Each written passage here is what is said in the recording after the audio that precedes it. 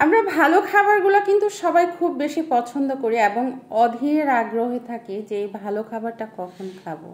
কিন্তু এই ভালো খাবারটা কিন্তু খুব অল্প সময়ের জন্যই ভালো লাগে, সেটা কিন্তু আর লং টাইমের জন্য মোটেও ভালো হয় না। তো এই ভালো খাবার দাবারের পরে কিন্তু যদি ভর্তা ভাত খাওয়া হয়, আমার কাছে মনে হয় কিন্তু সেটা অমৃত। তো ঈদের পরের দিন সকালবেলা আমরা যে কাজটা করেছি, সকালের নাস্তায় আমরা রেখেছিলাম ভর্তা আর ছিল সাদা ভাত।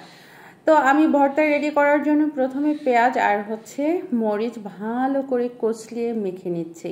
আর এটা যত বেশি মাখা হবে, এটা ভাত খেতে কিন্তু তত বেশি টেস্টি হবে। তো কিছুটা পেঁয়াজ মরিচ আমি কলা ভর্তার জন্য উঠিয়ে রেখে তারপরে ডাল ভর্তাটা করে নিচ্ছি। ডাল ভর্তাটা মাখিয়ে তারপরে কলা ভর্তাটা মাখিয়ে নিব।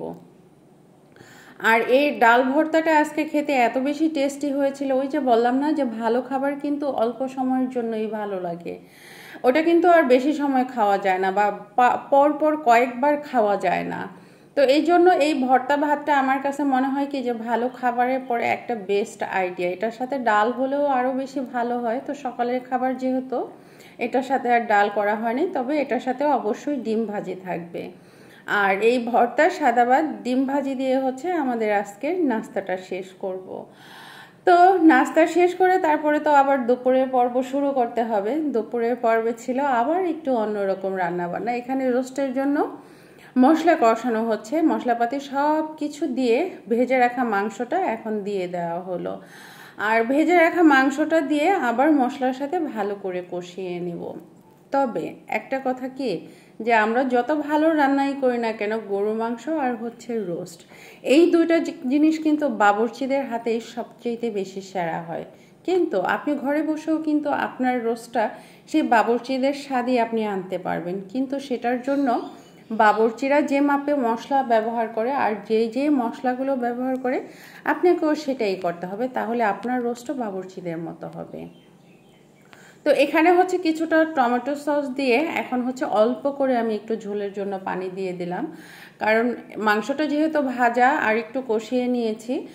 এখন যদি খুব বেশি ঝোলের পানি দিই, নাড়াচাড়া করতে করতে কিন্তু ভেঙে যাবে। আর আমি সবসময় চেষ্টা করি রোস্টের মশলাটা এত ভালোভাবে কষানোর, যাতে রোস্টের ঝোলের পানিটা পরিমাণে খুব বেশি দিতে না হয়। তো ঝোলের পানিটা কিন্তু অনেকটাই ফুটে আসছে।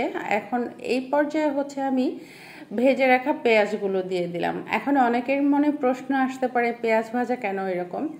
পেঁয়াজটা আসলে ব্লেন্ডারে চপ করা হয়েছে, এই জন্য একটু কেমন থেতালো থেতালো মনে হচ্ছে। তো যাই হোক, এখন পেঁয়াজটাকে এটার সাথে ভালো করে মিশিয়ে নেব। তবে আজকের রোস্ট কিন্তু সেই লেভেলের মজা হয়েছিল। তো যাই হোক, সব কিছু মশলাপাতি একসাথে দিয়ে তো রান্নাটা হয়েছে, কিন্তু একটা মশলার কারণে কিন্তু এই রোস্টের স্বাদ বাবুর্চিদের মতো হবে। আর সেটা কি, সেটা এখনই তোমরা দেখতে পাবা। এই দুইটা জিনিস যদি ব্যবহার করো তাহলে অবশ্যই বাবুর্চিদের মতো হবে। একটা গুঁড়ো দুধ আর একটা মাওয়া। এই মাওয়াটাই কিন্তু শেষ পর্যায়ে রোস্টের অন্যরকম একটা টেস্ট এনে দেবে। তো এখন সব কিছু আবার একটু নেড়েচেড়ে মিক্সড করে তারপরে এটাকে আমি ঢাকা দিয়ে নামিয়ে রাখবো। আর এদিকে গরু মাংসটাও কিন্তু রান্না শেষের পথে। তো গরু মাংসটার মধ্যে কোনো ঝোল টোল হবে না, এটাও একটু ভুনা ভুনা হবে। এই রান্নাটাও শেষ হয়ে গেছে। তবে রান্না করা, মেহমান আপ্যায়ন করা, সব কিছু মিলিয়ে অনেক বেশি ক্লান্ত। তো আজকে এ পর্যন্তই। আল্লাহ হাফেজ।